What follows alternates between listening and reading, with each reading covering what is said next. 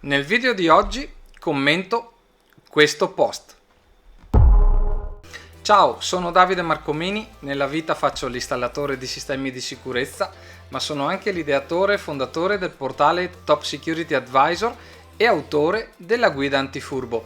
Nel canale aiuto l'utilizzatore a districarsi nel mondo dei sistemi di sicurezza. Come dicevo poco fa, nel video di oggi voglio commentare questo post che non è nemmeno un post, ma è un commento arrivato ad uno dei miei video proprio qui nel canale da parte di un utente che evidentemente ha voluto esprimere le proprie perplessità in merito alle tecnologie che utilizziamo quotidianamente per gli impianti di allarme intrusione.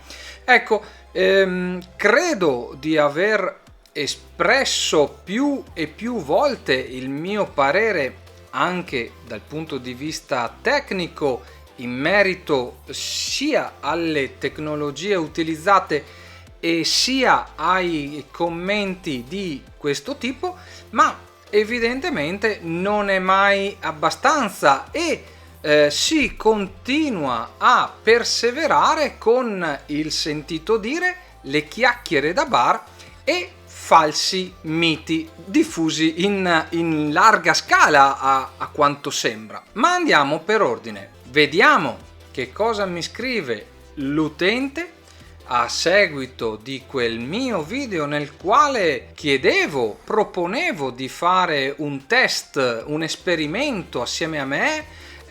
Il video che ti linko qui nelle schede se vuoi tornare a vederlo. Vediamo che cosa mi scrive appunto quell'utente e andiamo a commentare di conseguenza. L'utente mi scrive: salve, adesso faccia una prova lei con un video, prenda un cartone grande quanto lei ed entri in una stanza con un sensore volumetrico, puntini di sospensione, vabbè, i contatti magnetici della finestra o persiana già sappiamo come eluderli. Questo il commento dell'utente e scusami se sorrido, ma è un commento che mi fa tornare alla memoria quella vecchia storiella del cappello di Stagnola di cui ti ho già parlato nel canale. Anzi, ti linko anche il video alla storiella del cappello di Stagnola. Oggi ti racconto la storiella del cappello di Stagnola. Il problema di fare un commento di questo tipo un annetto fa, quindi 10 mesi fa, che siano anche 11 per il tempo che è trascorso, però diciamo che il commento del cappello di Stagnola mi è stato fatto da un umarell, da un signore 30 anni fa e credevo che questi 30 anni fossero serviti anche a far capire che le cose nel tempo sono cambiate o possono comunque cambiare.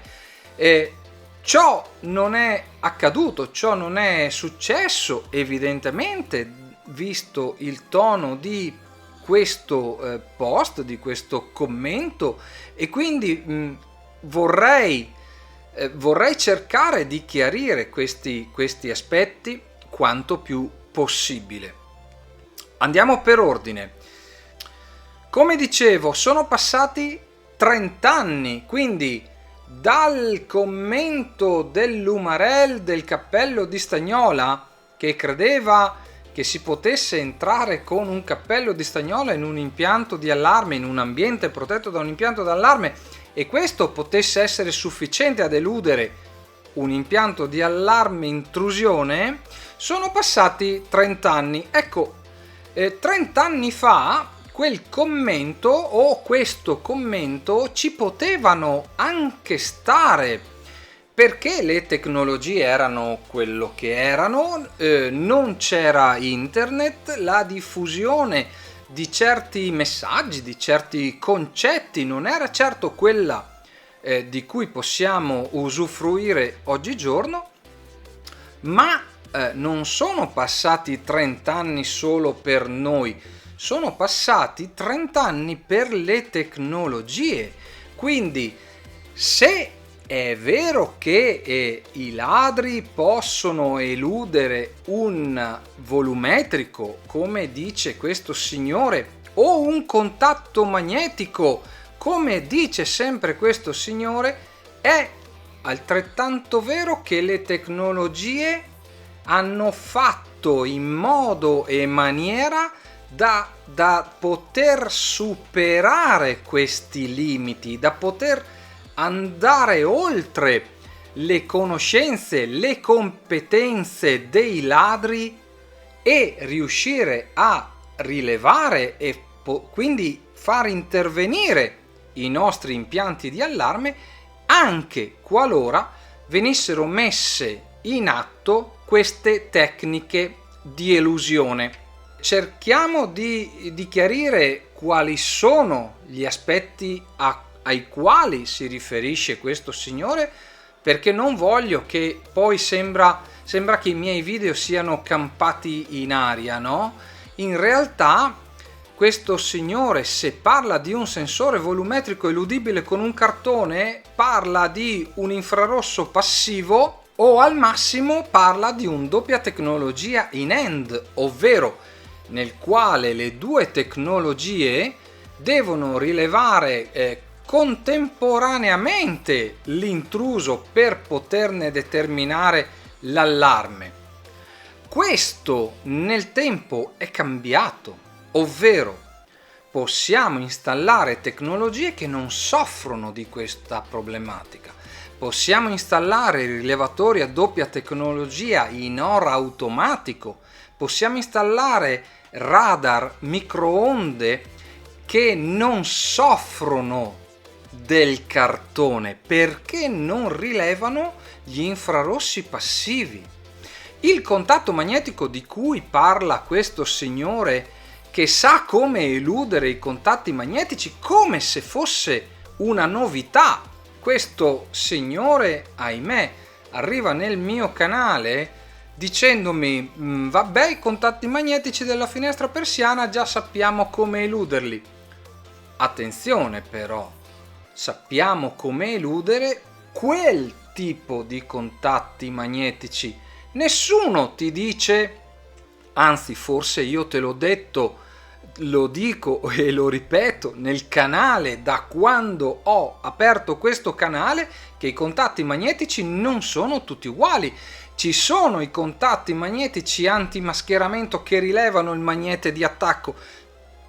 Ci ho fatto un corso per gli elettricisti illuminati su questa materia e sappiamo tutti che il componente eludibile è uno e uno solo, anche se, a dire il vero, anche quel componente può essere realizzato, anzi associato ad un altro componente in modo e maniera che possa rilevare il tentativo di mascheramento. Quindi queste sono chiacchiere da bar, sono falsi miti che vanno sfatati. Gli impianti di allarme non sono quelli di 30 anni fa, gli installatori non sono quelli di 30 anni fa, le tecnologie non sono quelle di 30 anni fa. Ad ogni rischio corrisponde un'azione da poter mettere in atto per poterlo evitare. Non possiamo pensare che l'impiantino di allarme acquistato sull'internet possa essere uguale a quello professionale e o installato da un professionista, da un tecnico, da un esperto di sicurezza che conosce le tecnologie, che conosce i metodi di elusione e i metodi di frode usati dai ladri, perché non è assolutamente così. E quindi il cappello di stagnola, così come il cartone,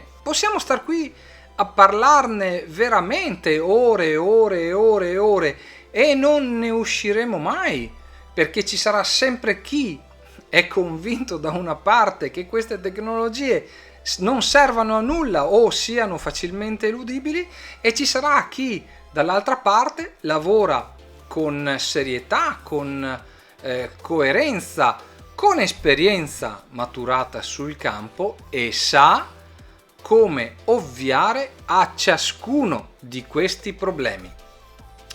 Anche per il video di oggi è tutto, spero di averti dato uno spunto utile sul quale riflettere. Ringrazio tutti coloro che si sono iscritti al canale, se non l'hai ancora fatto iscriviti, spunta la campanella per non perderti i contenuti che andrò a pubblicare in futuro. Ti aspetto nei prossimi video. Ciao!